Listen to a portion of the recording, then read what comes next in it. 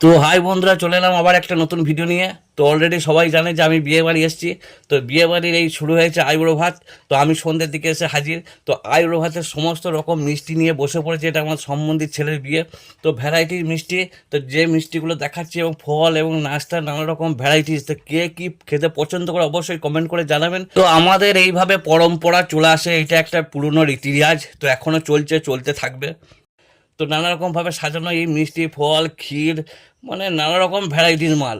তো এই মুরগির মাংস তো দেখে লোভ লেগে যাচ্ছে। তো এইদিকে বড় মশাই বসে আছে একদম পুরোতে। বড় মশাইয়ের জন্য কি সমস্ত কিছু খাবার? না ভাই, এটা হচ্ছে আমাদের যে রীতি রেওয়াজ অনুযায়ী কি হচ্ছে, সমস্ত দেখুন বাচ্চারা পাশাপাশি বসে আছে এবং তারা তাকিয়ে আছে ওই খাবারের দিকে।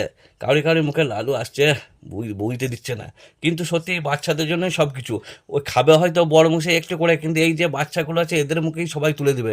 তো চলে এসছে প্রথম আমাদের যে গার্জেন বা বন্দে ভারতের ইঞ্জিন যেটাকে বলে, মানে হচ্ছে আমার শ্বশুরমশাই। তো সেই শ্বশুরমশাই এসে হাজির, যিনি একজন বয়স্ক মানুষ, যিনার বয়স মোটামুটি 96+। তো তিনাকে আমরা সবাই শ্রদ্ধা করি, ভালোবাসি।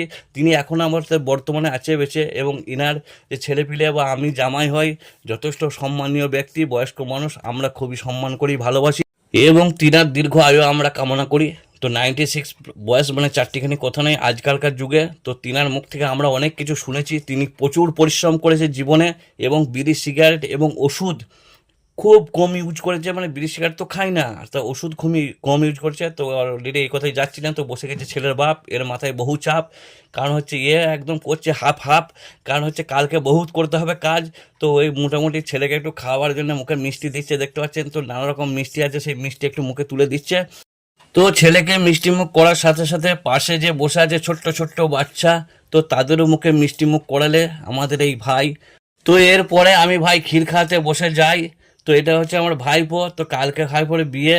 তা আমি বললাম সংসার করবে মন দিয়ে, বেশি করো না চিন্তা, ভালো করে করো কাজ, না হলে তোমার বাবু সংসারে পড়ে যাবে খুব চাপ। তো আজকের ভিডিওটা এখানে শেষ করছি। তো পরের ভিডিও নিয়ে আবার আসছি, কালকে বিয়ে আপডেট আবার দেবো। তো আজকের মতো এখানেই। তো পরের ভিডিও নিয়ে আবার আসছি। যদি ভালো লাগে অবশ্যই লাইক কমেন্ট শেয়ার করে দেবে। তো আজকের মতো এখানেই।